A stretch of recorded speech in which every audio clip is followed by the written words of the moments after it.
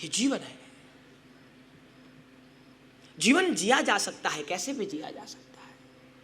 हम जैसा चाहे वैसा जी सकते हैं, हम जिस तरह से चाहे उस तरह से जी सकते हैं। लेकिन शास्त्रकार भगवान कहते हैं कि बड़ी समझने वाली बात है, बड़ी सोचनीय बात है, बड़ी विचारणीय बात है कि हम जीवन कैसे जीते हैं। कहा कि कई लोग संसार में ऐसे हैं जो अभाव में जीते हैं, जिनका जीवन अभाव में है। उनको लगता है हर हमेश उनके मन में यही ग्लानि रहती है, हर हमेश उनके मन में यही पीड़ा रहती है, हर हमेश उनके मन में यही असंतुष्टि का भाव रहता है कि हमारे पास कुछ नहीं है और जो कुछ है वो कम है, हमेशा कमी लगती है। कहा कि समझना, जीवन में 3 तरह की कैटेगरी के लोग होते हैं और उसमें सबसे पहले लोग वैसे हैं जो अभाव में जीते हैं, जिनको लगता है कि हमारे पास कम है।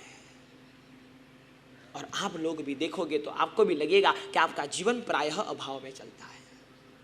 जो भी मिल जाए कम लगता है, जो भी प्राप्त हो जाए लगता है कि ये और कम है, जो भी मिल जाए वो लगता है कि और ज्यादा मिल जाए तो अच्छा, और ज्यादा प्राप्त हो जाए तो अच्छा, और ज्यादा मिल जाए तो अच्छा, और ज्यादा हासिल हो जाए तो अच्छा। यही भावना हमारे भीतर पलती रहती है, यही भावना हमारे भीतर जगती रहती है। और इसीलिए शास्त्रकार भगवान कहते हैं कि जीवन कहां चल रहा है देखिएगा।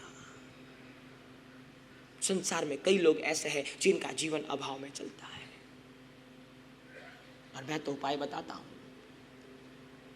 जब भी आपको ये ग्लानि हो कि मेरे पास कम है, जब भी आपके मन में फीलिंग खड़ी हो कि मेरे पास बहुत कम है, असंतुष्टि का भाव आपके भीतर पैदा होता हो, तब तक शास्त्रकार भगवान कहते हैं कि आपसे नीचे वाले जो लोग हैं उसके ऊपर दृष्टिपात कीजिए,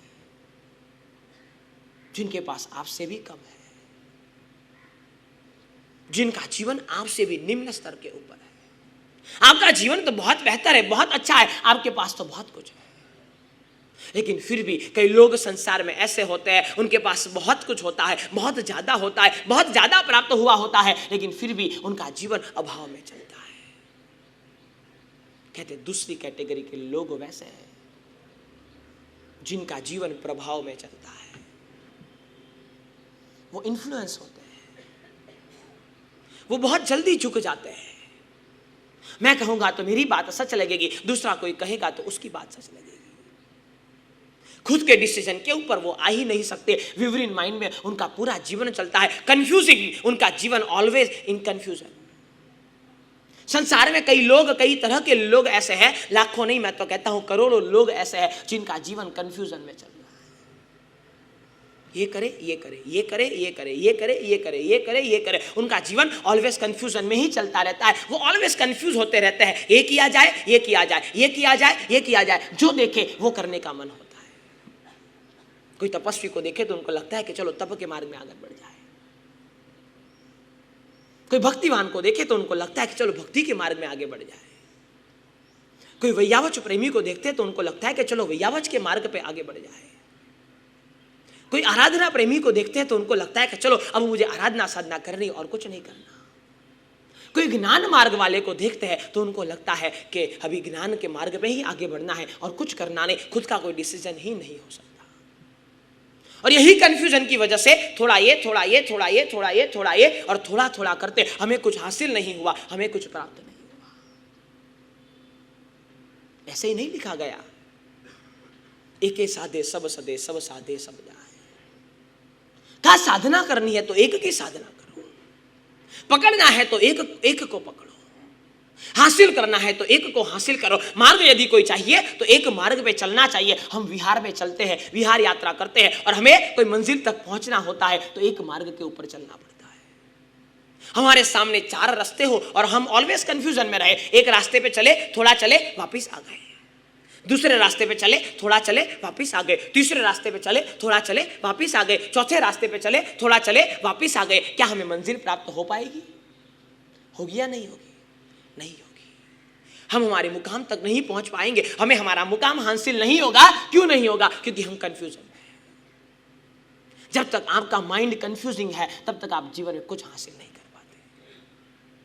और इसीलिए कहा कि जीवन में कई तरह के लोग मौजूद हैं।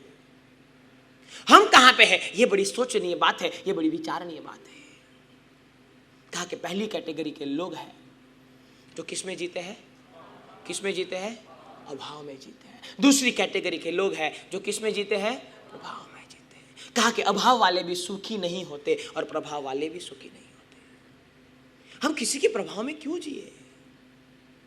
हम किसी से जाने जरूर, किसी से पाए जरूर, किसी से प्राप्त जरूर करें, किसी से ज्ञान जरूर ले, किसी से सलाह सूचन जरूर ले, किसी से मशवरा जरूर ले, उसमें कोई दिक्कत नहीं है, उसमें कोई परेशानी नहीं है। किसी को सुनना बुरा नहीं है, किसी का सुनना बुरा नहीं है।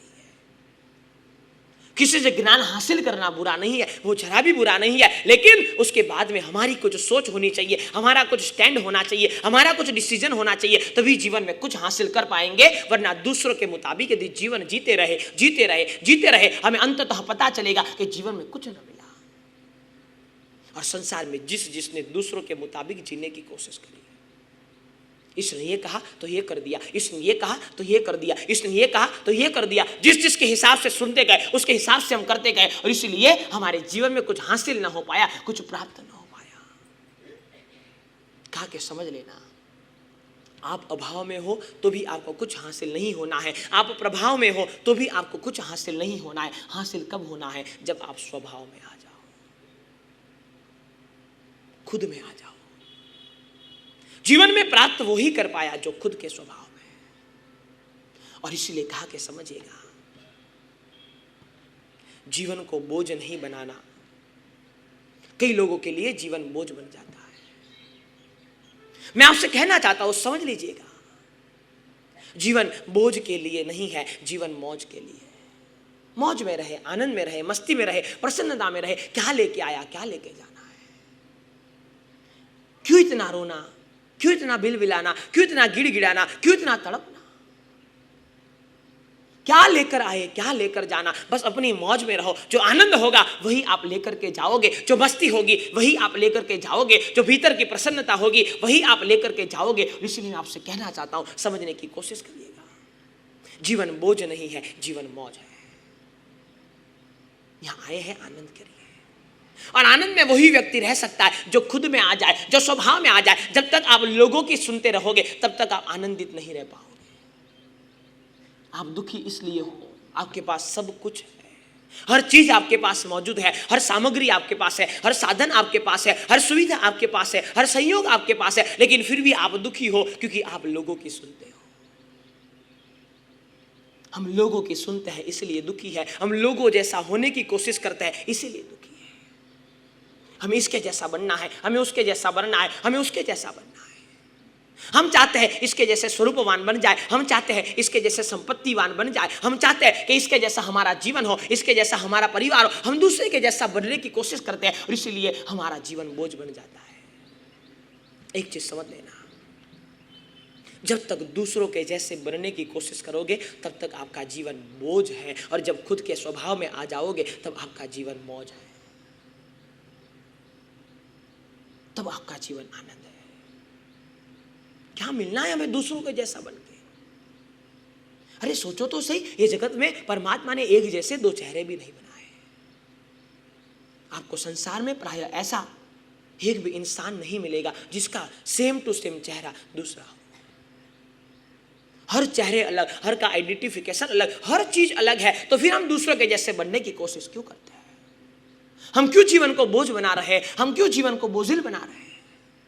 और जीवन जब बोझ बन जाता है, आप रास्ते पे चल रहे हो, आपके हाथ में कुछ नहीं है, आपके साथ वजन कुछ नहीं है, आपके साथ वजन वाली कोई चीज नहीं है, आपके माथे पे कोई भार नहीं है, आपके माथे पे कोई बोझ नहीं है, आप आसानी से चल सकते हो। लेकिन वहीं आपके माथे पर यदि 10 किलो, 15 किलो, 20 किलो बोझ रख दिया जाए तो आपकी सफर आसान नहीं होती, बड़ी मुश्किल हो जाती है। एक एक कदम सोच सोच के रखना पड़ता है, एक एक कदम जान जान के रखना पड़ता है, एक एक कदम संभाल के रखना पड़ता है कि माथे पर बोझ है। बस यही जीवन की सफर है। जब तक आप माथे पर बोझ लेकर चलते रहेंगे तब तक जीवन की सफर का आनंद नहीं ले पाएंगे। यदि जीवन की सफर का आनंद लेना है तो बोझ हटा दो। ये हमारे लिए बोझ है, हम अपने स्वभाव में नहीं आते, हमारा जीवन बोझ है। हम दूसरों के जैसा बनने की कोशिश करते हैं, हमारा जीवन बोझ है। हम दूसरों की सुनते हैं, हमारा जीवन बोझ है। संसार में ये लोग हैं, लोग आपको अच्छा भी कहोगे तो अच्छा करोगे तो भी आपको कुछ कहेंगे, बुरा करोगे तो भी आपको कुछ कहेंगे। ये दुनिया है। अच्छा करोगे तो भी आपको सुनाने वाले मिलेंगे, बुरा करोगे तो भी आपको सुनाने वाले मिलेंगे। कुछ करोगे तो भी सुनाने वाले मिलेंगे और कुछ नहीं करोगे तो भी सुनाने वाले मिलेंगे। ये संसार है। हमें लोगों की नहीं सुननी है, हमें स्वभाव में आना है। और इसलिए कहा कि समझ लीजिएगा, समझदार बनिए, बुद्धिमान बनिए, पागल मत बनिए। जीवन को बोझ मत बनाए। जीवन मौज करने के लिए है, जीवन आनंद करने के लिए है, और आनंद में रहना है तो खुद के स्वभाव में आना पड़ेगा।